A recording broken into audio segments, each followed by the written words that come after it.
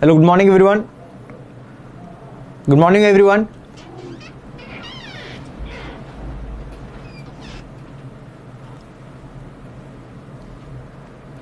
Are you audible? Am I audible to you? Sorry. Am I audible to you?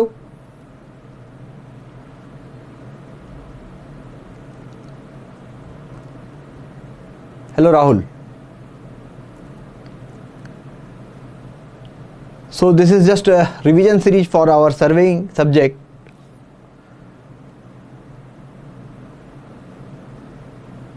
Hello Vishal. Okay.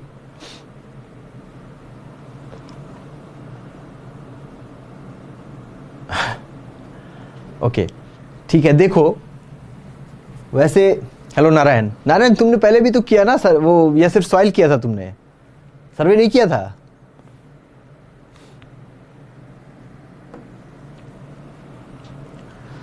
ये तो हमारे chapters हैं, not necessary to look after here. Introduction में सबको पता है सबसे बेसिक बात क्या है सर्विंग का। स्टार्ट करते हैं, ठीक है। क्विक रिवीजन है ये। सर्विंग है क्या? Determination of relative position of various points, horizontal plane पर भी और वर्टिकल प्लेन पर भी, ठीक है ना। इन टर्म्स ऑफ डिस्टेंस और in terms of angle of relative position, ये पता करना ही हमारा सर्वेइंग में काम है, ठीक है। That's all, that is the definition of surveying, to find out the relative position of various points above और below the surface of the earth, ठीक है। और ऑब्जेक्टिव ऑफ सर्वेइंग क्या है हमारा? रिलेटिव पोजीशन ऑफ पॉइंट पता करना, और साथ में to lay out or mark out the proposed structure on the ground, and then what? To measure the relative quantity like area and volume. मतलब serving करो भाई, मेजरमेंट लो जाके ग्राउंड पर, बाद में उसका प्लान बनाओ, प्लान बनाने के बाद उधर से कुछ एरिया और वॉल्यूम का कैलकुलेशन करो, दैट्स ऑल। फिर रिप्रेजेंटेशन में हमारा होता है ग्राफिकल और numerical type, that I will also let you know. उससे पहले हम बताएंगे कि शेप ऑफ अर्थ हमारा कैसा होता है। शेप ऑफ अर्थ में याद रखना है तुम्हें 2-3 चीजें। पहला बात, शेप ऑफ द अर्थ कोई भी ज्योमेट्रिकल शेप नहीं है। It does not have any geometrical shape. It does not have any geometrical shape, any geometrical shape. मतलब इसका अपना एक शेप है, उसको हम बोलते हैं क्या? जियोइड। क्या बोलते हैं उसको हम? जियोइड। मतलब गोल नहीं है, चिपटा नहीं है, लंबा नहीं है, एलिप्टिकल नहीं है। तो फिर कैसा है भाई ये? Geoid is the name given for a shape of the earth. Clear है? फिर हम आज में इसमें आगे बात करते हैं। तो जियोइड नहीं है तो कोई ऐसा ज्योमेट्रिकल शेप है जो ज्यादा करीब है इस जियोइड के, ठीक है ना। कोई ऐसा ज्योमेट्रिकल शेप जो थोड़ा ज्यादा करीब हो उसके। Yes it is there, which we are calling it as oblate spheroid. Oblate spheroid क्या है? ज्योमेट्रिकल शेप है जो कि थोड़ा करीब है। ये कैसा बनता है? जब कोई भी हम एलिप्स लेंगे और एलिप्स में माइनर एक्सिस और मेजर एक्सिस होता है, माइनर एक्सिस के अबाउट अगर इसको हम रोटेट कर देंगे, जो शेप मिलेगा उसे हम कहते हैं ऑब्लेट स्फेरॉइड, ठीक है। उसे क्या कहते हैं हम? Oblate spheroid. दोनों साइड से चिपटा और इधर थोड़ा सा फैला हुआ, ठीक है। दोनों तुम करते जाओ ना, टाइम का क्या करना है, जल्दी से जल्दी करेंगे हम, जल्दी करेंगे। टाइम कहाँ है हमारे पास, एग्जाम नजदीक है। तो आई विल मेक श्योर कि तुम्हें जितना कंटेंट जरूरत है रिवीजन के हिसाब से, जो न्यूमेरिकल वगैरह के लिए जरूरत है, जो थ्योरेटिकल पार्ट का जरूरत है, जितना हो सके just I will try to maximize that one, right. तो ये चिपटा और बड़ा अब ये हो गया। तो ये हमें पता है कि दोनों के एक्सिस के बीच में डिफरेंस होता है, और एक्चुअल में अर्थ में भी ये डिफरेंस है, इसीलिए थोड़ा ज़्यादा रिप्रेजेंट करता है। इक्वेटोरियल एक्सिस पर अगर हम देखेंगे और पोलर एक्सिस पर देखेंगे, दोनों का डायमीटर के बीच में करीब करीब 44.5 किलोमीटर का गैप है, ठीक है। नेक्स्ट है तुम्हारा level surface, plumb line, level line, horizontal plane. बहुत इंपॉर्टेंट है ये, और ये तुम्हारे लेवलिंग से भी है। तो अब ये बता दूंगा अभी, और लेवलिंग में भी काम आ जाएगा। कैसे? देखो, हमने अब ये बोल दिया कि ये तो शेप था अर्थ का, लेकिन फॉर इंजीनियरिंग पर्पस हम वो शेप लेते नहीं है। इंजीनियरिंग पर्पस के लिए हम कैसा शेप लेंगे? हम लेंगे भाई गोल, ठीक है, एकदम गोल स्फेरिकल शेप को हमने इंजीनियरिंग पर्पस के लिए कंसीडर किया। तो वो जो स्फेरिकल शेप होगा, एक रिप्रेजेंटेटिव शेप आना चाहिए ना। रिप्रेजेंटेटिव शेप हम उसको बोलते हैं, ये गोल वाला जो सरफेस है इसको हम बोलते हैं लेवल सरफेस। मतलब फुटबॉल का जो सरफेस है वो समझ लो हमने बोल दिया उसको लेवल सरफेस। दिमाग में बैठाते चले जाना। अब ये फुटबॉल का सरफेस मतलब क्या है सेंटर के अबाउट अब मैं कितने भी सरफेसेस ड्रॉ कर लूं, parallel all the surfaces we will be calling it as level surface. जितने भी सरफेस होंगे उन सारे लेवल सरफेस में से एक सरफेस होगा जो रिप्रेजेंट करेगा शेप ऑफ द अर्थ को, स्फेरिकल शेप ऑफ द अर्थ को। वो हमारा MSL वाला सरफेस है जिसको हम राउंडेड शेप में ले चुके हैं, ठीक है। वो हमारा रिप्रेजेंटेटिव शेप होगा, सर्कुलर वाला। अब ये स्फेरिकल जो हमारा शेप है MSL, लेवल सरफेस। तो अब मैं बोलूं लेवल सरफेस कैसा है तो क्या बोलोगे? लाइन, सीधा लाइन है क्या? ये फ्लैट सरफेस है क्या? ये नाम से लगता है लेवल सरफेस है, पर है ये कर्व्ड सरफेस। क्या है ये? Curved surface. तो पहला इंपॉर्टेंट पॉइंट क्या हो गया? It is a curved surface parallel to spherical surface of earth. जितने भी सरफेसेस खींचोगे कर्व्ड वाला, ये सारा कर्व्ड है ना सरफेस, फ्लैट नहीं है। फिर बोलोगे सर ये अगर कर्व्ड है तो फ्लैट वाला सरफेस को क्या बोलेंगे? उसको हम बोलते हैं हॉरिजॉन्टल सरफेस। और वो कैसा होगा? वो ऐसा होगा किसी भी जगह टेंजेंट पर अगर मैं एक हॉरिजॉन्टल सरफेस को ले जाके टच कराऊं, वो कहलाएगा हमारा हॉरिजॉन्टल सरफेस, ठीक है। अब इसमें एक चीज और ध्यान देना है, अगर हमारा स्फेरिकल पार्ट है ये, तो ऑब्वियसली रेडियल लाइंस भी होंगे, रेडियल लाइंस होंगे। ये सारा क्या है? रेडियल लाइंस होगा ना। रेडियल लाइंस के साथ साथ हमने ये भी पढ़ रखा है कि अगर मैं प्लम्ब लेके और यहां कहीं भी अराउंड द अर्थ प्लम्ब को लेके अगर मैं स्विंग करा दूं, स्विंग समझ रहे हो? प्लम्ब को मैंने ऐसे झुलाया अर्थ के बाहर जाके और स्विंग करा दिया, छोड़ दूंगा, प्लम्ब जाके रुक जाएगा और ये थ्रेड का जो डायरेक्शन है वो रेडियल लाइन की तरफ हो जाएगा, या फिर हम यूं कहें कि ग्रेविटी के डायरेक्शन में हो जाएगा। जिस डायरेक्शन में ग्रेविटेशनल फोर्स लग रहा है उसी डायरेक्शन में लाइन चला जाएगा। तो ये कहलाता है हमारा प्लम्ब लाइन। जिस तरफ प्लम्ब जाके रुका और उसका जो धागा है, उसका जो लाइन बनेगा, वो कहलाता है प्लम्ब लाइन। और बाद में थोड़ा और एक्सटेंड करके देखेंगे तो plumb line, radial line, gravity line, they all are same. क्या हो गया? ये है हमारा प्लम्ब लाइन, यही है हमारा रेडियल लाइन और यही है हमारा ग्रेविटेशनल लाइन का डायरेक्शन। अब यहां से मैं अगर पूछूं कि ये जो प्लम्ब लाइन है हमारे लेवल सरफेस पर कैसे है, दोनों के बीच का intersection, it is always normal. You can simply see here, it is always normal. देखो लेवल सरफेस पर क्या, कहीं भी देख लो, हमेशा नॉर्मल, हमेशा हमेशा, क्योंकि रेडियल लाइन है ना, हर जगह नॉर्मल ही होगा चाहे जहां भी जाओ। यानी लेवल सरफेस पर हमेशा plumb line will be your radial normal to the radial lines, और plumb lines are always normal to the level surface. लेकिन हॉरिजॉन्टल सरफेस पर सिवाय एक पॉइंट के और कहीं भी नॉर्मल नहीं होगा। ये देख पा रहे हो, यहां कुछ और एंगल है, यहां कुछ और एंगल है, जितने भी खींचोगे एक हॉरिजॉन्टल सरफेस में, ये हॉरिजॉन्टल सरफेस है, हॉरिजॉन्टल सरफेस या हॉरिजॉन्टल लाइन बोल सकता हूं मैं, हॉरिजॉन्टल सरफेस। तो हॉरिजॉन्टल सरफेस पर एक ही जगह होगा नॉर्मल, बाकी किसी जगह और नॉर्मल नहीं होगा। तो जनरल स्टेटमेंट क्या बनेगा कि प्लम्ब लाइन हमेशा नॉर्मल कब होगा? किसके साथ होगा? लेवल सरफेस के साथ। और हॉरिजॉन्टल सरफेस के साथ हमेशा नॉर्मल होगा क्या? नहीं होगा। बस समझ में आ गया। नेक्स्ट है तुम्हारा हॉरिजॉन्टल लाइन और लेवल लाइन। भाई लेवल सरफेस पर पड़ा हुआ लाइन, तो लेवल सरफेस कर्व सरफेस है, उस पर जो भी लाइन खींचोगे कर्व लाइन होगा। तो जो प्रॉपर्टी लेवल सरफेस की है वही प्रॉपर्टी लेवल लाइन की है। लेवल लाइन भी कर्व होगा, लेवल लाइन प्लम्ब लाइन से नॉर्मल होगा, दैट्स ऑल। अच्छा, हॉरिजॉन्टल लाइन क्या है? जैसे हॉरिजॉन्टल प्लेन है, हॉरिजॉन्टल सरफेस है, हॉरिजॉन्टल सरफेस पे पड़ा हुआ लाइन क्या होगा? हॉरिजॉन्टल लाइन होगा। जो प्रॉपर्टी हॉरिजॉन्टल सरफेस की होगी वही प्रॉपर्टी हॉरिजॉन्टल लाइन की होगी। यानी हॉरिजॉन्टल लाइन भी प्लम्ब लाइन के साथ हर जगह नॉर्मल नहीं होगा। ठीक है, दैट्स ऑल, फिनिश। ये पूरा पार्ट ही फिनिश हो गया। Next one, your classification of सर्वे में दो बात है हमें, प्लेन सर्वेइंग और geodetic surveying. This is based on what? किसके बेसिस पर डिफाइन करते हैं? प्लेन और जियोडेटिक सर्वेइंग। भाई अब हमारा पूरा स्फेरिकल पार्ट कर्व्ड है, उस कर्व्ड पोर्शन में बड़ा पार्ट लेंगे तो जैसे बॉल से खेलते थे पहले, उसका छोटा सा पार्ट कट जाए तो कैसा कुबड़ा हुआ पार्ट आता है? Curved part. लेकिन बड़ा बॉल में छोटा छोटा और छोटा और छोटा पार्ट काट के निकालो तो कर्व जैसे दिखता तो जरूर है, लेकिन फ्लैट जैसा भी दिखता है। मतलब जितना छोटा पार्ट लेते जाएंगे थोड़ा फ्लैट टाइप का माहौल बन जाता है।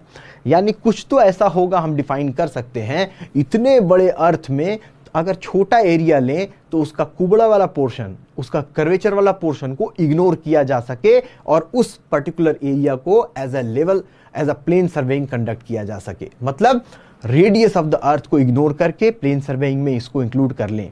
तो तो हमारे लिए क्या बनता है फिर, इंपॉर्टेंट चीज क्या बनता है, एरिया। एरिया अगर हमारा 195.5 किलोमीटर स्क्वायर से कम है तब हम बोलते हैं ये हमारा क्या होगा, प्लेन सर्वेइंग, प्लेन सर्वे।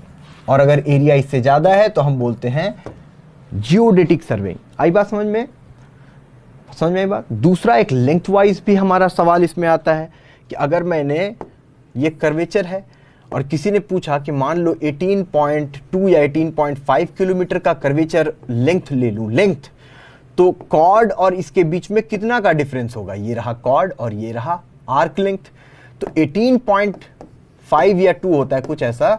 इसके और इसके रिलेटेड कॉर्ड ले लिया जाए तो दोनों के बीच में डिफरेंस आता है मात्र कितना का, 10 mm का डिफरेंस आता है। That is also you need to remember. हालांकि ये कैलकुलेट कर सकते हैं पर हमें याद रखने से काम चल जाएगा। ये मैंने लिख के एक जगह दिया हुआ, नोट्स में दिखा दूंगा तुम्हें, ठीक है। नेक्स्ट क्या है, ग्रेट सर्कल। ग्रेट सर्कल और इससे रिलेटेड स्फेरिकल ट्रायंगल का कुछ पॉइंट। तो ग्रेट सर्कल में क्या है, जो भी, अब ये बड़ा सा गोला है ना, गोले में चारों तरफ से अगर मैं लाइनें खींचूं, गोल चारों तरफ से खींचूंगा तो ऐसे खींच सकता हूं, या फिर मैं चाहूं तो साइड से भी ऐसे एक गोल लाइन बना सकता हूं। देख सकते हो ये पीछे से आ रहा है, मान लो पीछे से आ रहा है, एक लाइन ऐसा बना सकता हूं जो पीछे से ऐसे आ रहा है, ये मतलब सेंटर ऑफ द गोला समझ रहे हो, इस गोले के सेंटर को और अपने सर्कल को, सर्कल के सेंटर को सेम रखा जा सकता है, या फिर इस मेरा गोला का सेंटर यहां और मेरा सर्कल का सेंटर यहां, दोनों अलग अलग हो गया। ये कहलाता है स्मॉल सर्कल, ये कहलाता है ग्रेट सर्कल। मतलब तुमने अगर सर्कल खींचा गोले के ऊपर और तुम्हारे सर्कल का सेंटर और गोले का, स्फेयर का सेंटर दोनों सेम है, वैसा वाला सर्कल कहलाता है क्या, ग्रेट सर्कल। और नहीं तो ये वाला क्या कहलाता है, स्मॉल सर्कल। बस। तो अब ये ग्रेट और स्मॉल के बीच में क्या है, पीछे वाला लाइन भी नहीं बनाएंगे हम, आगे वाला लाइन सिर्फ बनाएंगे। 3 ग्रेट सर्कल को हम बनाएंगे ना तो हमारा स्फेरिकल ट्रायंगल बन जाता है। देखो ये एक ग्रेट सर्कल, ये मान लो दूसरा ग्रेट सर्कल, और ये मान लो तीसरा ग्रेट सर्कल। तो क्या बना हमारा स्फेरिकल ट्रायंगल। और सेंटर यहां बेचारा कहीं अंदर बैठा हुआ है, सेंटर डेप्थ में, क्योंकि बड़ा बॉल है ना ये, ठीक है। और ये हमारा मान लो बाहर वाले सरफेस से अंदर की तरफ जाने वाला लाइन है, ये अंदर की तरफ। मतलब समझ लो तरबूजा इस शेप में काट के यहां से निकाल दिया गया है, समझ पा रहे हो क्या, तरबूजा यहां से काट के निकाल दिया गया है। तो ये कहलाता है, ये देखो बाहर वाला जो कर्व्ड सरफेस है, इससे तीनों लाइन से जो कंस्ट्रक्ट हुआ, ये कहलाएगा स्फेरिकल ट्रायंगल। इस स्फेरिकल ट्रायंगल की कुछ प्रॉपर्टी होती है। इस स्फेरिकल ट्रायंगल में जो इंपॉर्टेंट पार्ट होता है वो है तुम्हारा एक स्फेरिकल एंगल और एक side of the triangle. Side of the triangle किसको बोलते हैं पता है, ये ग्रीन वाला जो पार्ट है ना, इसको बोलते हैं। ये ग्रीन वाला पार्ट एक्चुअली में क्या है, दिस इज रेडियस। अगर ये सेंटर ऑफ द स्फेयर है तो ये रेडियस है ना, तीनों के तीनों, ये तीनों रेडियस है ना, बोलो। तो अगर ये तीनों रेडियस है तो सोचो ये एक एंगल बना रहा होगा, जितना बड़ा ये लेंथ होगा इस स्फेरिकल ट्रायंगल का उसी हिसाब का एंगल बनेगा। जितना बड़ा यहां लेंथ होगा उसी हिसाब का यहां एंगल बनेगा। ये जितना बड़ा होगा, मान लो ये ए है, ये बी है, ए बी जितना बड़ा होगा यहां उतना ही एंगल बनेगा।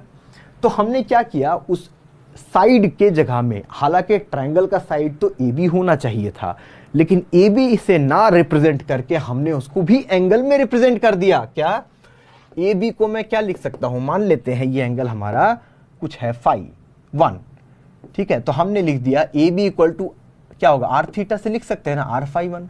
उसी तरह ए बी ये सी है मान लो, तो सी बी को मैंने यहां वाला एंगल ले लिया, ये क्या हो जाएगा, सी बी इक्वल टू मान लो आर फाई 2, और ऐसे ही दूसरा हो जाएगा आर फाई 3।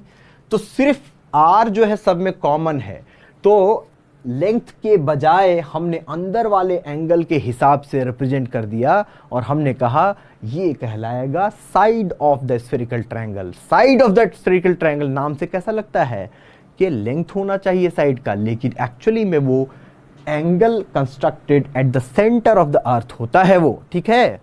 उसको कहते हैं हम साइड ऑफ स्फेरिकल ट्रायंगल। बोलो ये बात आ गई समझ में। ये समझने के बाद अब तुम्हें इसमें से ये पॉइंट्स याद रखने हैं। क्या है, स्फेरिकल ट्रायंगल कभी भी 180 से छोटा होगा। मतलब देख लो, तुम आराम से समझ सकते हो, कोई प्रॉब्लम नहीं है। ये 2 रिंग है, 2 रिंग, एक छल्ला दूसरा छल्ला, इतना तो गांव में खेले होगे ना। बॉल में 2 छल्ले मैंने पहना दिए हैं, एक ब्लू वाला एक लाल वाला, दोनों छल्ला रोटेट करोगे तो ब्लू वाला मैक्सिमम कहां तक जा सकता है, यहां तक, और रेड वाला मैक्सिमम वहां तक जाएगा। तो अल्टीमेटली दोनों के बीच में एंगल क्या आ सकता है, 180 डिग्री आ सकता है। उससे ज्यादा जाएगा तो दूसरे तरफ चला जाएगा ना, इसीलिए बोलते हैं 180 डिग्री, दैट्स ऑल। उसके बाद बोलता है each side of the spherical triangle is also less than 180 degree, होगा, ये भी देख सकते हो। Each side of the triangle is, देखो ये बढ़ते बढ़ते बढ़ते मैं यहीं तक तो ले आ सकता हूं, 5 1 बढ़ के कहां जाएगा, 180 तक जाएगा, दैट्स ऑल। फिर तीसरा बोलता है sum of spherical triangle are between 180 से 540। अब यहां पे थोड़े से समझने की बात है कि एक तो है तुम्हारा स्फेरिकल ट्रायंगल ऐसे, और एक है तुम्हारा प्लेन ट्रायंगल। प्लेन ट्रायंगल का समेशन है 180 डिग्री, तो स्फेरिकल ट्रायंगल का एंगल का समेशन क्या होगा भाई, ऑब्वियसली 180 से बड़ा होगा ना, इधर इधर फैला हुआ टाइप का है ना, तो 180 से बड़ा होगा। लेकिन बड़ा कितना तक होगा, अभी हमने देखा ये दोनों रिंग घुमाओगे तो मैक्सिमम एक एंगल 180 तक मैक्सिमम जा सकता है, 180 नहीं होगा, 180 से थोड़ा छोटा तक हो सकता है। तो ऐसे ही तीनों 180 180 तक जा सकता है, मैक्सिमम 540 जा सकता है। Summation of the 3 angle of spherical triangle maximum 540, लेकिन 540 होगा नहीं, उसी को हमने लिखा है एंगल विल वेरिंग बिटवीन 180 से लेके 540 तक, ठीक है, 180 से 540 तक जाएगा। ये 3 पॉइंट बहुत इंपॉर्टेंट है, जरूर से याद रखना, बाकी एक बार देख सकते हो, लेकिन ये 3 जरूर इंपॉर्टेंट है, मैंने एक्सप्लेन जिसको किया है, ठीक है। नेक्स्ट है तुम्हारा जियोडेटिक और प्लेन सर्वेइंग का डिफरेंस। ये जियोडेटिक और प्लेन में क्या है, प्लेन सर्वेइंग तुम्हारा हो गया जब area is less than 195.5 kilometre square, और ये हो गया जब area greater than 195.5 kilometre square, है ना। फिर इसमें क्या हो गया, radius of the earth is considered, या कर्वेचर ऑफ द अर्थ ऐसा लिखे तो भी बात, दोनों बात सब बराबर ही है ना। कर्वेचर ऑफ अर्थ कंसीडर्ड, और यहां नॉट कंसीडर्ड, ठीक है। तीसरा पॉइंट क्या बोल सकते हैं हम, बहुत इंपॉर्टेंट है, जो ये कौन करके देगा, जियोडेटिक सर्वेइंग इतना भयंकर वाला कौन करके देगा, सर्वे ऑफ इंडिया देगा यार, बड़ा आदमी लोग देगा, हम लोग कहां से करेंगे इतना भयंकर सर्वेइंग, सर्वे ऑफ इंडिया। और प्लेन सर्वेइंग हम लोग कोई भी लोकल आदमी कर लेगा, कोई भी लोकल आदमी कर लेगा, नॉर्मल, है ना। फिर उसके बाद एक और पॉइंट क्या है, जब जियोडेटिक सर्वेइंग कंसीडर करोगे तो देखो एक बात मैं बताता हूं, मान लो मैंने कर्वेचर को कंसीडर किया, तो प्लम लाइन ये मेरा लेवल सरफेस होगा, now this is my level surface. क्योंकि मैंने कर्वेचर को कंसीडर किया है तो ऑब्वियसली लेवल सरफेस को मैंने कर्व्ड लिया है, तो उस समय पे मेरा plumb line is always normal to our level surface, normal to our level surface, normal to our level surface. तो ये plumb lines are not parallel, समझ रहे हो, प्लम लाइन्स आर, ये सब प्लम लाइन्स है, ये सब कौन है, प्लम लाइन्स है। तो हम क्या बोल सकते हैं, plumb lines are not parallel, are not parallel. लेकिन इसके ठीक ऑपोजिट यहां पे क्या बोलेंगे हम, जब अगर मैं कर्वेचर ऑफ द अर्थ को अगर मैं फ्लैट ही ले लिया, सीधा ही ले लिया, कर्वेचर छोड़ ही दिया मैंने, फिर क्या होना है, फिर तो ये सारा तुम्हारा plumb line normal to the surface होना है। Now plumb line will become parallel to each other. तो इसमें हम बोल सकते हैं कि जब हम प्लेन सर्वेइंग लेते हैं उस समय पे हमारा प्लम लाइन्स आर पैरेलल, हाँ ये बोल सकते हैं। समझ में आ रहा है या नहीं आ रहा है, ठीक है, plumb lines are parallel. Next है हमारा कुछ इंपॉर्टेंट पॉइंट जो मैंने पहले बोला कि spherical excess for area 195.5 kilometre square is 1 second. What does it mean, 2 triangle था ना हमारा, 2 ट्रायंगल, एक स्फेरिकल ट्रायंगल और एक हमारा प्लेन ट्रायंगल। ऑब्वियस सी बात है इसका समेशन 180 था और इसका 180 से लेके 540 तक हो सकता है डिग्री तक समेशन। तो बोला स्फेरिकल एक्सेस क्या है, स्फेरिकल एक्सेस क्या है, स्फेरिकल एक्सेस ये summation of sum of spherical angle spherical angle minus sum of plane angle, plane triangle का एंगल। तो प्लेन ट्रायंगल का तो 180 डिग्री है, मतलब इन दोनों का जब डिफरेंस हमारा सिर्फ 1 सेकेंड रहे ना, मतलब छोटा एरिया और छोटा एरिया और छोटा एरिया लेते जाओ, तभी जाके ये सिचुएशन बन सकता है कि इन तीनों का समेशन और ये 180 डिग्री के बीच का डिफरेंस जब 1 सेकेंड आ जाए, उस समय वो एरिया 195.5 किलोमीटर स्क्वायर होता है। और उसी एरिया को हम एज अ रेफरेंस कंसीडर करते हैं कि अगर उससे कम है तो प्लेन सर्वेइंग पे जाओ, उससे ज़्यादा एरिया है तो जियोडेटिक सर्वेइंग करके आओ। फिर मैंने एक बताया आर्क लेंथ अगर 18.5 किलोमीटर है, उसी के अकॉर्डिंग ठीक कॉर्ड लो, तो आर्क और कॉर्ड के बीच में जो डिफरेंस है वो 10 mm का आता है। That data also you need to remember. Next है, ये तो तुम्हारा टाइप ऑफ जो सर्वेइंग है that is based on purpose, के कंट्रोल सर्वेइंग हम करना चाहते हैं। कंट्रोल सर्वेइंग मतलब बड़े पैमाने पर बड़ा बड़ा बेंचमार्क बैठाना, जीटीएस बेंचमार्क बैठाना, कंट्रोलिंग पोजीशंस बैठाना, बड़ा सर्वेइंग करना, ठीक है। Establishing horizontal and vertical position, widely spaced control points, दूर दूर में, ये गलत है। अरे मैं बता तो दिया अभिषेक, 1.52 तो किताब में लिखा है ना, मेरे पास में उसका डिटेल है ना। 1.52 मतलब 15 mm होता है, वो 15 mm नहीं आता है एक्चुअली में, आता तो वो 7 mm 7.5 mm है।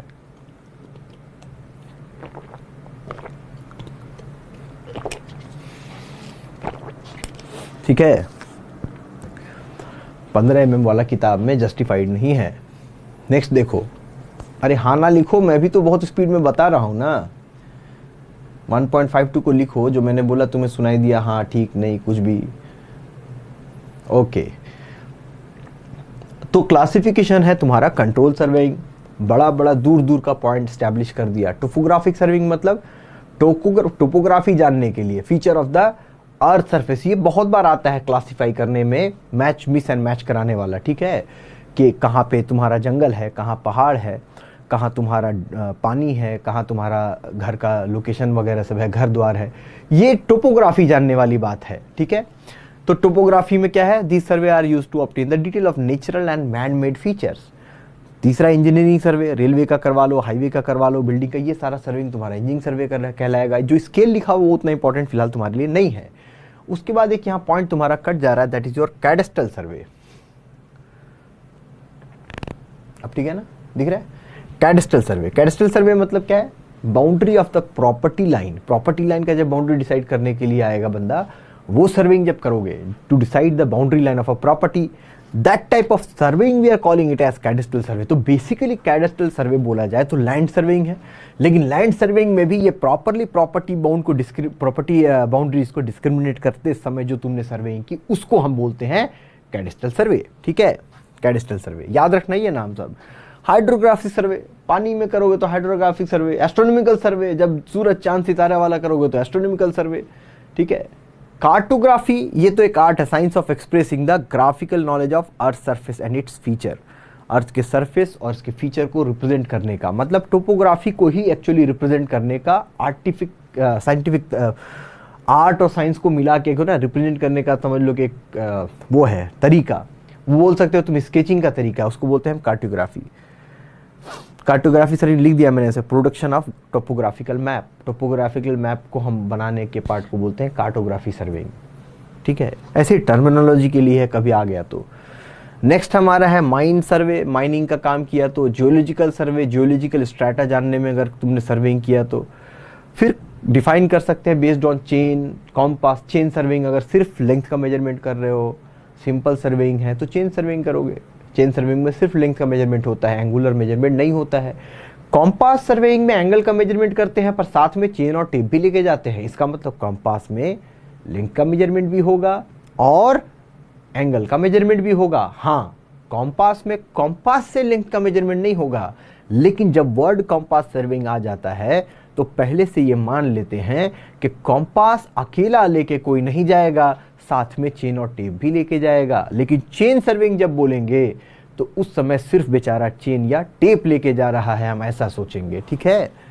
नेक्स्ट है थियोडोलाइट लेके गए तो थियोडोलाइट सर्वेइंग। लेवलिंग हमको पता ही है, लेवलिंग में क्या ही सब बात की बात है। प्लेन टेबल करोगे, प्लेन टेबल एक ऐसा सर्वेइंग है कि दोनों काम साथ में हो जाता है। दोनों मतलब मेजरमेंट भी ले लिया और देन एंड देयर प्लान भी बन गया तुम्हारा। ऐसा नहीं कि मेजरमेंट अलग से लिया फिर आए ऑफिस में बैठे फिर प्लान बनाए, ऐसा काम नहीं है, उधर ही बन जाता है। टैक्योमेट्रिक सर्वेइंग क्या है? Optical by view of, optical मतलब ऑप्टिक्स के जरिए फॉर्मूला निकाला, फॉर्मूले के जरिए क्या किया हमने, ये होता है indirect way of taking the measurement of the length.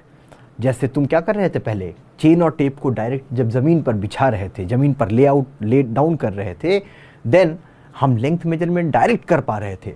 Tacheometry से क्या है, ऑप्टिक्स के जरिए हम कुछ स्टाफ का मेजरमेंट लेंगे और हम कैलकुलेट कर लेंगे कि स्टाफ और इंस्ट्रूमेंट के बीच का डिस्टेंस कितना है। फोटोग्राफिक सर्वेइंग, जब एरियल फोटोग्राफी ले सकते हैं। टेरेस्ट्रियल मतलब हॉरिजॉन्टल में कैमरा रख के ले लिया। एरियल फोटोग्राफी जनरली हम पढ़ते हैं टॉप से, ऊपर से हमने फोटोग्राफिक व्यू ले लिया। और ईडीएम सर्वे में इलेक्ट्रॉनिक डिस्टेंस मेजरमेंट मतलब वेव को प्रोपोगेट करके फिर वेव के जरिए हमने डिस्टेंस का मेजरमेंट लिया, वो कहलाता है हमारा इलेक्ट्रॉनिक डिस्टेंस मेजरमेंट। ठीक है, नेक्स्ट है हमारा प्रिंसिपल ऑफ सर्वेइंग में दो बातें याद रखनी होती है। Working from whole to part, बाहर से अंदर की तरफ आओ, अंदर से बाहर की तरफ ना जाओ। ठीक है, ताकि तुम्हारा जो एरर है वो तुम्हारा कंट्रोल्ड वे में रहे, और अंदर से बाहर जाओगे तो एक्यूमुलेट कर जाएगा, एरर बढ़ जाएगा। ठीक है, एक पहला ये हमेशा याद रखना है, दो पार्ट दो तुम्हारा बेसिक प्रिंसिपल होता है सर्वेइंग का, एक working from whole to part और दूसरा कोई भी एक पॉइंट तुमको फाइंड आउट करना है, वहां लोकेट करना है, उसके लिए कम से कम दो नोन पोजीशन होने चाहिए। ठीक है ना। So locate a point by measurement of two control points, सिर्फ एक कंट्रोल पॉइंट से नहीं होगा। तो ए लोकेट मैंने इधर से डिस्टेंस से कर दिया, यहाँ ए का लोकेशन कैसे किया मैंने, इन दोनों में एक परपेंडिकुलर खींच के और लेंथ का मेजरमेंट करके। बट दो हर बार मुझे नोन पोजीशन चाहिए। देखो P and Q is always known position I am taking. दो नोन पोजीशन से तीसरे को लोकेट करना is our second principle of surveying. Scale, पूरे सर्वेइंग में स्केल के लिए याद रखना, छोटा ए बी बाई बड़ा A B is more than enough. छोटा ए बी मतलब small A B by capital A B. Plan बनाओ, मैप बनाओ। मैप और प्लान में क्या फ़र्क है? कुछ भयंकर फ़र्क नहीं है, फ़र्क इतना ही है, प्लान हमारा लार्ज स्केल पे होता है, मैप हमारा स्मॉल स्केल पे होता है। फिर सवाल उठता है लार्ज क्या है, स्मॉल क्या है। देखो एक लाइन है हमारा, मान लो ग्राउंड पर, उसका लेंथ है कुछ 400 मीटर, या एक काम करते हैं अच्छा सा लेते हैं 1000 मीटर ले लेते हैं। ठीक है, अब इस 1000 मीटर को रिप्रेजेंट करने के दो तरीके हो सकते हैं, मैं बोलूँगा, या उससे भी कम 100 लेते हैं और आसानी होगी। 100 मीटर ले लेते हैं, तो 100 मीटर का जो ग्राउंड है, ग्राउंड लेंथ है ये। ठीक है, क्या है? Ground length. ग्राउंड लेंथ को दो बंदा रिप्रेजेंट करने को आया है, दो बंदा आया है, बोल रहे हैं हम लोग दोनों, पेपर तो वही है अपना बेचारे के पास, जो साइज पेपर इसके पास वही साइज का पेपर इसके पास। तो ये बोला मैं 100 को रिप्रेजेंट करूंगा 1 सेंटीमीटर से। मैं बोला कर ले भाई, 1 सेंटीमीटर से, मान लो ड्रॉ कर लिया। इसने बोला मैं 100 मीटर को रिप्रेजेंट करूंगा 5 सेंटीमीटर से। 5 सेंटीमीटर, अच्छी बात है। तो मतलब इसका 1 सेंटीमीटर कितना हो गया? इसका 1 सेंटीमीटर हो गया 20 मीटर मात्र। इसका 1 सेंटीमीटर, तो इसको अगर 1/, के फॉर्मेट में लिखेंगे तो इसका क्या होगा? ये मान लो 1 सेंटीमीटर किया, तो ये 1 सेंटीमीटर इक्वल्स टू 100 मीटर। और इसने रिप्रेजेंट कैसे किया? 5 सेंटीमीटर इक्वल्स टू 100 मीटर। अब एक सेम 100 मीटर का, अब इसका दो तरीका है, ये हमारा कहलाता है स्केल में इंजीनियरिंग वे में लिखने का तरीका, है ना। इंजीनियरिंग वे में हमने कैसे लिखा? 1 सेंटीमीटर को 100 मीटर, यहाँ वहाँ लिखा हमने 5 सेंटीमीटर को 100 मीटर। इसी को आरएफ फॉर्म में भी लिख सकते हैं, दैट इज रिप्रेजेंटेटिव फ्रैक्शन। ठीक है, रिप्रेजेंटेटिव फ्रैक्शन में कैसे लिखेंगे? दोनों का यूनिट सेम कर देंगे। तो पहले वाले का हमने किया यूनिट सेम, तो ये क्या हो जाएगा? 1/100 से गुना करेंगे ना इस तरफ, तो 1/10⁴ हो गया। अच्छा, इसको हमने किया, इसका वाला तो क्या होगा? 5 डिवाइडेड बाई, यहाँ से 100 से गुना किया हमने, तो ये 4 0, और ये 5 चौक कितना हो जाएगा? 5 दूना 10, 0 0 2, 2000। तो बेसिकली ये बना 1/2000 और ये बना 1/10⁴। आरएफ के फॉर्म में इसका स्केल 1/10⁴, मतलब 1/10,000, और इसका 1/2000। जिसका आरएफ बड़ा हो वो कहलाता है स्मॉल स्केल, जिसका आरएफ छोटा हो, आरएफ मतलब डिनोमिनेटर ऑफ द आरएफ, ठीक है, आरएफ में नीचे वाला हिस्सा, डिनोमिनेटर आरएफ छोटा हो वो कहलाता है लार्ज स्केल। ये तो आरएफ के जरिए याद रखो, काम चल जाता है। लेकिन समझ के हिसाब से क्या है, देखो एक ही लेंथ को रिप्रेजेंट इस बेचारे ने किया तो छोटा पड़ गया इसका, इसने किया तो कंपैरेटिवली बड़ा लेंथ से रिप्रेजेंट किया, इसीलिए ये लार्ज स्केल और ये स्मॉल स्केल कहलाता है। ठीक है, वैसे लार्ज और स्मॉल स्केल समझने के लिए बेटर क्या है, आरएफ अगर जिसका डिनोमिनेटर बड़ा होगा वो स्मॉल स्केल है और जिसका डिनोमिनेटर छोटा होगा वो लार्ज स्केल है। तो स्केल के लिए छोटा ए बी बाय बड़ा ए बी, छोटा A B is length of line on your plan, और बड़ा ए बी मतलब उसी ग्राउंड का लेंथ, उसी ग्राउंड का length, that's all. Same length of the line on ground, same length of the line on ground. यही scale अगर area पर रिप्रेजेंट कर दे कोई एरिया पर, तो स्केल कैसे हो जाएगा, scale square will be small area by capital area, that's all. Small area मतलब प्लान का एरिया, कैपिटल एरिया मतलब उसी का ग्राउंड का एरिया, बस। ठीक है, नेक्स्ट है हमारा श्रिंकेज फैक्टर। देखो क्या होता है, कई बार मैप वगैरह जो है टाइम के साथ सिकुड़ जाता है, सिकुड़ने को श्रिंकेज कहते हैं।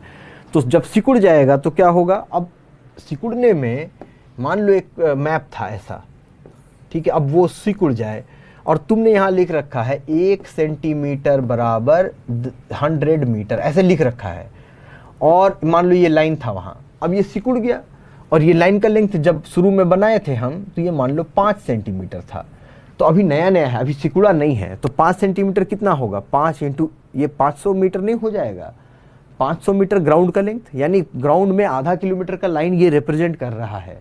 अब जब सिकुड़ जाएगा, ये छोटा हो जाएगा, तो इसके साथ साथ लाइन भी छोटा हो जाएगा। ये पता चला 5 सेंटीमीटर का लाइन मात्र बेचारा 4 ही सेंटीमीटर अभी मेजर करने पे आ रहा है। पर ये जो न्यूमेरिकल या इंजीनियरिंग स्केल है लिखा हुआ, लिखावट छोटी हो जाएगी, पर 1 सेंटीमीटर इक्वल टू 100 मीटर आज भी वही लिखा हुआ रह जाएगा, आज भी वही लिखा हुआ रह जाएगा। तुम क्या करोगे, 4 सेंटीमीटर का मेजरमेंट करके इसको बताओगे 4 सेंटीमीटर 400 मीटर का लेंथ है ग्राउंड पर, गलत हो गया ना ये। तो श्रिंकेज, ये आफ्टर श्रिंकेज है, आफ्टर श्रिंकेज। तो आफ्टर श्रिंकेज होने के बाद तुम सेम पुराना स्केल यूज करके नहीं बता सकते हो कि ग्राउंड का लेंथ क्या था, ये बिफोर श्रिंकेज है। बात आ रही समझ में, सेम स्केल को यूज करके नहीं बता सकते कि ग्राउंड का लेंथ क्या था। तो क्या करना होता है, नया स्केल डिफाइन करना होता है, कुछ फॉर्मूला का यूज करना होता है। ठीक है, उसमें ये फॉर्मूला अगर तुम याद रखोगे तो तुम्हारा सारा काम चल जाएगा। इसमें क्या है, श्रिंकेज फैक्टर या श्रिंकेज रेशियो को हम बोलते हैं shrunk RF by original RF, या फिर shrunk length by original length. क्या है ये, अब इस 5 सेंटीमीटर को मान लो ये x था, और ये वाले को मान लो ये y था, y। तो shrunk length by original length मतलब मैं क्या बोल सकता हूं, अभी इसके हिसाब से श्रिंकेज फैक्टर अगर मैं लिखूंगा, श्रंक लेंथ y है, ओरिजिनल लेंथ x है, दैट्स ऑल। समझ रहे हो, श्रंक लेंथ y है, ओरिजिनल लेंथ x है, यही होगा।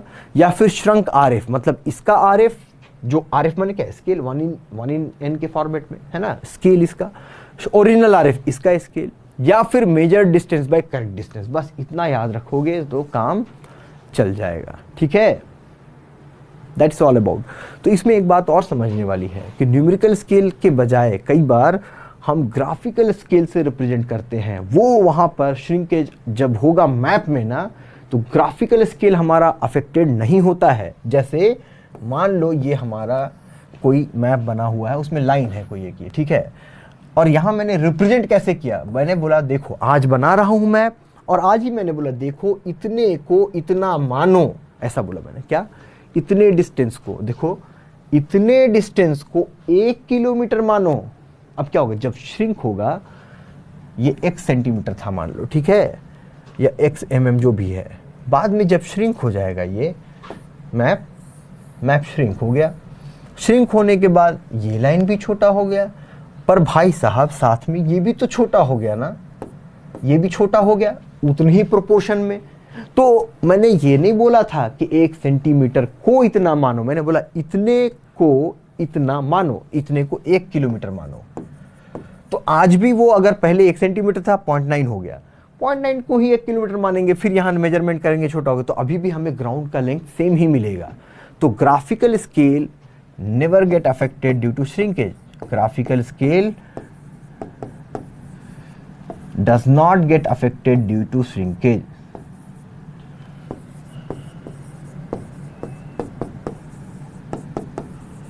Affected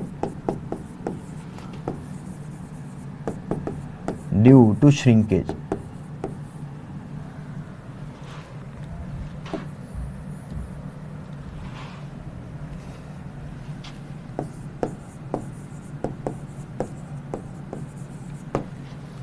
ठीक है ना। फिर error due to wrong scale, ऐसा है कि मान लो पहले था कुछ स्केल दिया हुआ सही वाला, कुछ भी सही स्केल था, अब मैंने क्या किया, जब मेजरमेंट करके मैंने ग्राउंड का लेंथ निकाला, मैंने यूज कर लिया गलत स्केल। उसके लिए डायरेक्ट फॉर्मूला याद रखो कि actual length on the ground पता करना है तो जो तुमने गलत स्केल यूज करके गलत मेजरमेंट ऑफ द लेंथ ले लिया है ग्राउंड का, into wrong RF by original RF. और ये फॉर्मूला याद रखने के लिए क्या ध्यान रखना है, right right equals to wrong wrong, मतलब एक्चुअल लेंथ और यहां से ओरिजिनल आरएफ, ये जब दोनों साथ में आएगा तो ये भी राइट, ओरिजिनल आरएफ भी राइट। मेजर्ड लेंथ गलत स्केल कर लेके लिया गया और wrong RF already wrong RF है, तो ये दोनों रॉन्ग रॉन्ग, इससे ये फॉर्मूला याद रहेगा। ठीक है।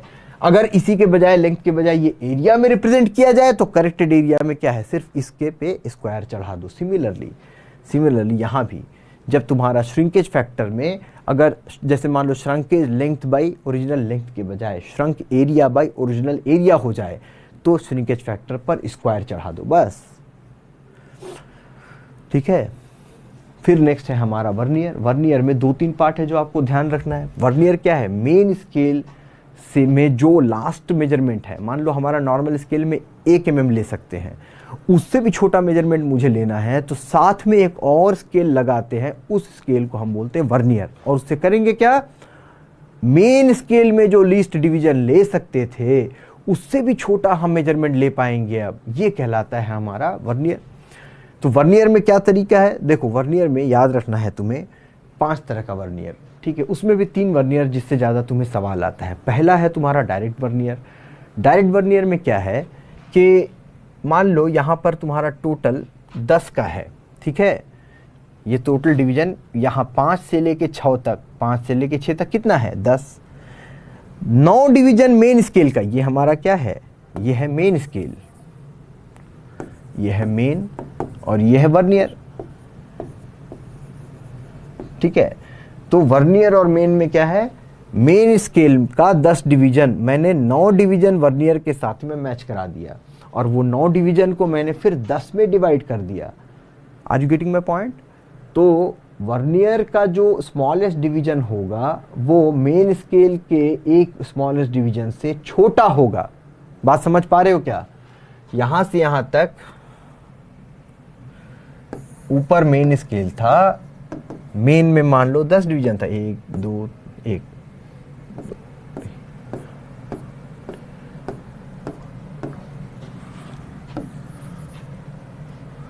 10। ठीक है। यहां मान लो 1 है और यहां मान लो 2 है, 10 डिवीजन है टोटल। मैंने क्या किया, वर्नियर का मेन स्केल के 9 डिवीजन तक ही लिया और इस वर्नियर को मैंने फिर 10 में डिवाइड कर दिया, समझ रहे हो, फिर 10 में डिवाइड कर दिया। तो ऑब्वियस सी बात है 9 को लेके 10 में डिवाइड करूंगा तो एक का लेंथ कितना हो जाएगा, 0.9, और यहां एक है 1 mm का। तो ऑब्वियसली डायरेक्ट वर्नियर में क्या हो गया, डायरेक्ट वर्नियर में and division of vernier, vernier का एंड डिवीजन हमेशा मेन, ये ऊपर वाला मेन स्केल मैंने दिखाया है ना, और नीचे वाला मैंने वर्नियर दिखाया, वर्नियर। तो and division of vernier will be matching with n-1 division of main scale, याद रहेगा। And division of vernier will match with n-1 division of main scale, है ना। तो और एक वर्नियर का जो लेंथ है will be smaller. Direct vernier बता रहा हूं, ये डायरेक्ट वर्नियर। तो number of division in vernier is 10 and number of division in main is 9। ये याद रखो, इसमें अगर नंबर ऑफ डिवीजन कितना है, 10 है तो इसमें 9 होगा फॉर द सेम लेंथ। अच्छा, मान लो वर्नियर का एक लेंथ को मैं इसको v बोलता हूं और इसके एक लेंथ को मैं s बोलता हूं, तो डायरेक्ट वर्नियर में ये भी हो गया कि v is smaller than s। ये 3 पॉइंट, दैट्स ऑल। यही 3 पॉइंट से सवाल आता है। चौथा एक और पॉइंट है, वो है ये कि इधर भी इंक्रीज होगा वर्नियर में 0.5 से लेके 10 और स्केल का भी इंक्रीमेंट, मतलब graduation mark on the main scale and on the vernier both will be increasing on the same side. That's all, finish. Least count पांचों के पांच वर्नियर के लिए एकदम रट्टा मार के रखना S/N, जहां के S क्या है, लेंथ, अभी मैंने दिखा ना, S क्या है, length of one division on main scale, smallest length of one division on main scale, और N क्या है, हमेशा पूरे पांचों वर्नियर में, पूरे हिसाब किताब में N is always the number of division in vernier scale. N क्या होगा, always the number of division in vernier scale, बस।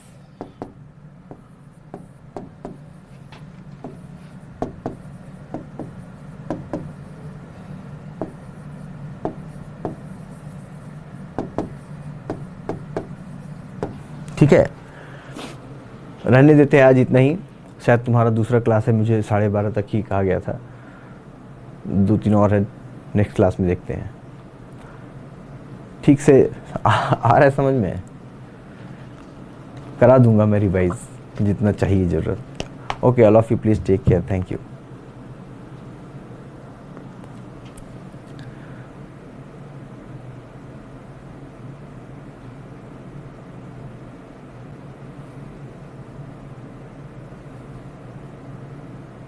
Anything you want to ask? हाँ करा देंगे जल्दी जल्दी। एक तक मतलब एक तक दिया हुआ टाइम। 1 मिनट रुको जरा।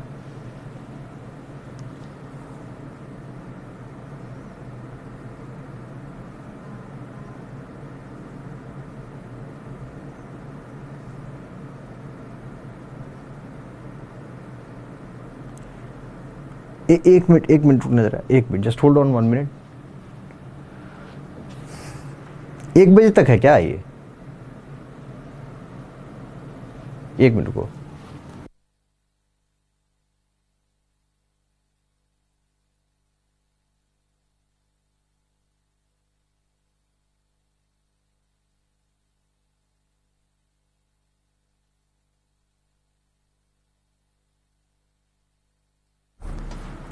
Okay, it is, I think it is still 1। हाँ, 1 से दूसरी क्लास है ना, तो 1 से थोड़ा पहले तक ले सकता हूँ ना, 1 से थोड़ा पहले तक तो ले ही सकते हैं। थोड़ा सा इसको खत्म ही कर लेते हैं। चलो, तो ये डाइट वर्नियर का मैंने 2-3 पॉइंट बताया, याद रहेगा। डाइट वर्नियर का मैंने 2-3 पॉइंट बताया। क्या? नंबर ऑफ डिवीजन हमेशा वर्नियर का तो n लेना है, और n नंबर ऑफ डिवीजन हमेशा हर किसी वर्नियर के लिए, दोनों का मार्किंग, वर्नियर में मार्किंग और मेन स्केल में मार्किंग सेम डायरेक्शन में इंक्रीज होगा। वर्नियर में अगर n नंबर डिवीजन है तो यहाँ n-1 होगा। ठीक है, smallest division on main scale और वर्नियर स्केल में बात करें तो हमेशा मेन स्केल का जो स्मॉलेस्ट डिवीजन है वो वर्नियर वाले से बड़ा होगा। ठीक है, नेक्स्ट है हमारा रेट्रोग्रेड वर्नियर। रेट्रोग्रेड वर्नियर में क्या है, ये वर्नियर है, ये मेन है। वर्नियर में अगर n डिवीजन होगा तो रेट्रोग्रेड में मेन स्केल में n+1, मतलब n+1 of the division of main scale match करेगा तुम्हारे n डिवीजन ऑफ वर्नियर से।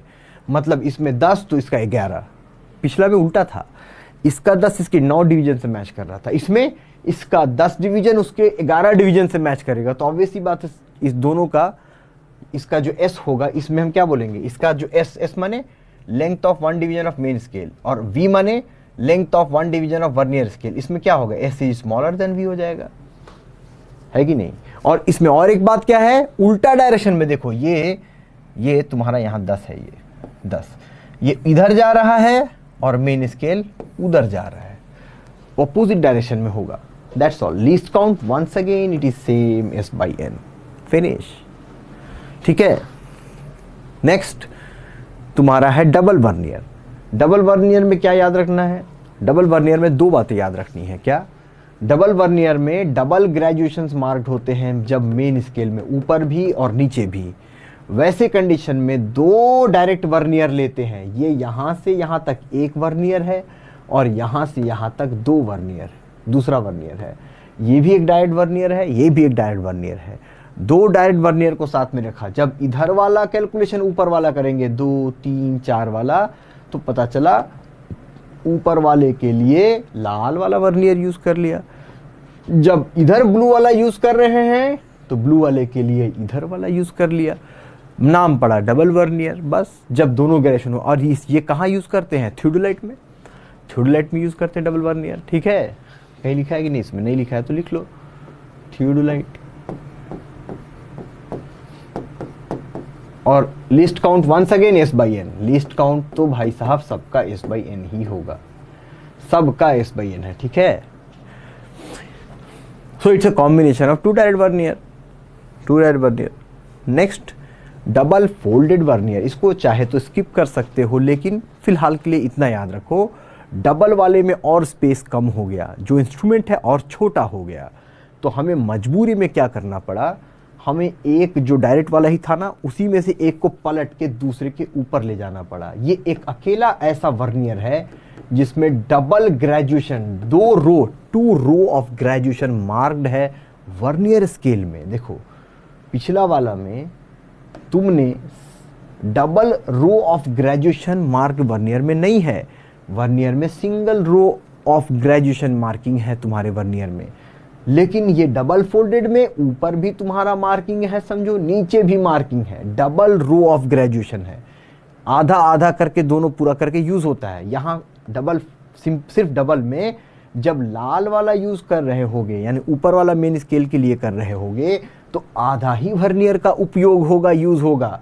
लेकिन डबल फोल्डेड में क्या होगा, डबल फोल्डेड में देखो, इसको हटाओ एक बार के लिए, डबल फोल्डेड में इधर जा रहे हो ना, तो एक बार इधर जा रहे हो, मान लो ऊपर वाला स्केल में, तो 0 से 10 भी लोगे और 10 से 20 भी लोगे, एक ही बार में दोनों यूज होगा। 0 से 10 और 10 से 20 एक ही बार में दोनों यूज होगा। Are you getting it? मतलब कंप्लीट वर्नियर स्केल यूज किया जाएगा। देख कुछ पॉइंट है, लिखे भी है मैंने। Full length of the vernier will be employed in reading, जब भी रीडिंग लोगे full length of vernier will be employed, ठीक है। बाकी इसमें और कुछ भी खास नहीं है। डबल वर्नियर यूज कहाँ करते हैं, sorry double folded, double vernier तो बता दिया मैंने, डबल वर्नियर यूज करते हैं तुम्हारे किसमें, थियोडोलाइट में, और डबल फोल्डेड यूज करते हैं तुम्हारा किसमें, कॉम्पास में और सेक्सटेंट में, सेक्सटेंट में यूज करते हैं डबल फोल्डेड वर्नियर। तीसरा है तुम्हारा, ये देखो ये है सेक्सटेंट, दीज आर सेक्सटेंट, ठीक है। डबल रिफ्लेक्शन थ्योरी पर काम करने वाला सेक्सटेंट, एंगल वगैरह पता करना, हॉराइजन से सन का एंगल कितना है, कहाँ पर है, किस ओरिएंटेशन में, ये सब पता करते हैं, ठीक है। नेक्स्ट है तुम्हारा एबनी लेवल यूज करते हैं, सॉरी एबनी लेवल में यूज करते हैं एक्सटेंडेड वर्नियर। एक्सटेंडेड वर्नियर कैसा है, और छोटा हो गया इंस्ट्रूमेंट, सेक्सटेंट देखे ना कितना हाथ में था ना, फिर भी बड़ा सा, अब देखो एबनी लेवल, एबनी लेवल देखो हाथ में, ये है हाथ और ये है एबनी लेवल, लेवल पता करने के लिए, लेवलिंग के लिए, ठीक है, शॉर्ट लेवल पता करने के लिए। अब ये एबनी लेवल में प्रॉब्लम क्या है, इतना छोटा हो गया तो वर्नियर और छोटा हो गया, तो भाई साहब दिक्कत क्या हो गई कि मेन स्केल तो था ही, साथ में वर्नियर जो है इतना ज्यादा क्लोज हो गया, दिख कुछ नहीं रहा है। अब समझ रहे हो, इतना ज्यादा क्लोज हो गया इतना छोटे इंस्ट्रूमेंट में, तो वर्नियर में पता करना ही मुश्किल हो गया कौन सा लाइन किस से मैच हो रहा है। तो इसमें क्या किए हम, इसमें एक एक ग्रेजुएशन अल्टरनेट वाला उड़ा दिया हमने, मतलब यहां था हटा दिया मैंने, यहां था हटा दिया मैंने, यहां था हटा दिया मैंने, ये काम हमने किया एक्सटेंडेड वर्नियर में। तो ज्यादा क्लोज ग्रेजुएशन होने की वजह से एक एक ग्रेजुएशन वाली मार्किंग हटा दी गई है, इसीलिए हो गया ये हमारा नाम, इसका पड़ा एक्सटेंडेड वर्नियर, ठीक है। एक्सटेंडेड वर्नियर में याद क्या रखना है, n number of division of vernier, मतलब ये वर्नियर में अगर n डिवीजन है तो ये मैच करेगा मेन स्केल के 2n-1 डिवीजन से। मतलब वर्नियर में अगर 10 डिवीजन है तो मेन स्केल के कितने डिवीजन से ये मैच करेगा, 10 दूना 20 -1 19 डिवीजन से मैच करेगा। मेन स्केल में 6 है तो 6 दूना 12 -1 11 डिवीजन मेन स्केल से मैच करेगा ये। बस ये यूज कहाँ करते हैं, ऑब्वियसली एबनी लेवल पर। और लिस्ट काउंट ये तो ऐसे ही मैंने लिख दिया, लिस्ट काउंट इसका भी याद क्या रखना है, वही S/N, दैट्स ऑल, फिनिश। ये पूरा वर्नियर हो गया, ठीक है। नेक्स्ट है हमारा प्रेसिजन एंड एक्यूरेसी, किसको कहते हैं। देखो एक मैं डायग्राम से डायरेक्टली बता दूंगा, 3 ये तुम्हारा है ना, ये डार्ट खेलने वाला टाइप का। अगर मान लो एक बंदा है एक ही जगह पर मारे जा रहा है, फिर भी वो क्या है, मेन जहां मारना था वहां तो नहीं मार रहा है, वहां से दूर मार रहा है, पर जब भी मार रहा है यहीं मार रहा है, उसको बोलेंगे वो प्रिसाइज है पर एक्यूरेट नहीं है। प्रिसाइज होना मतलब बार बार जिस चीज को रिपीट कर रहा है सेम चीज को अचीव कर रहा है। जो मेजरमेंट ले रहा है उसके खुद के लिए गए मेजरमेंट्स में बहुत ज्यादा डेविएशन नहीं है, दैट इज वेरी नाइस। दूसरा क्या हो सकता है, इसमें एक्यूरेसी है पर प्रिसीजन नहीं है। इसमें क्या है, एक्यूरेसी भी है और प्रिसीजन भी है। सो ये कहलाया precise but not accurate, precise but not accurate. इससे क्या है, याद रहेगा क्या होता है प्रिसीजन और क्या होता है एक्यूरेसी। ये क्या है, एक्यूरेसी है थोड़ा थोड़ा, मतलब पूरा नहीं है बट ठीक है, एक्यूरेसी है बट नॉट प्रिसाइज, डेविएशन ज्यादा है। इसमें क्या है, बोथ एक्यूरेसी एंड प्रिसीजन।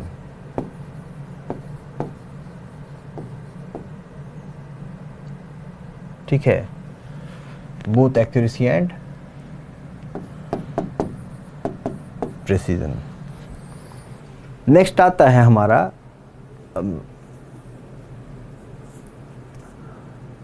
ये वाला, देखते हैं बाद में थोड़ा, ठीक है, एक जगह और आएगा वहां मैं दिखा दूंगा। ये एरर जो है हमारा ना किसी भी तरह से आ सकता है during the time of measurement, चाहे लेंथ का मेजरमेंट ले, एंगल मेजरमेंट ले, कैसे भी आ सकता है। अब ये एंगल का या लेंथ का कुछ भी हम मेजरमेंट लेंगे तो ऑब्वियसली एरर का आना बहुत जरूरी है, मतलब जरूरी नहीं, एरर का आना वाजिब है, आएगा ही आएगा, कभी इंस्ट्रूमेंट के जरिए, कभी किसी नेचुरल वजह से, कभी हमारे खुद की गलती से। तो ये सारा कुछ हो सकता है based on natural, instrumental, personal, ऐसा एरर आ सकता है। फिर हम क्या करते हैं, हम ये सारे एरर को 3 भाग में बांट देते हैं।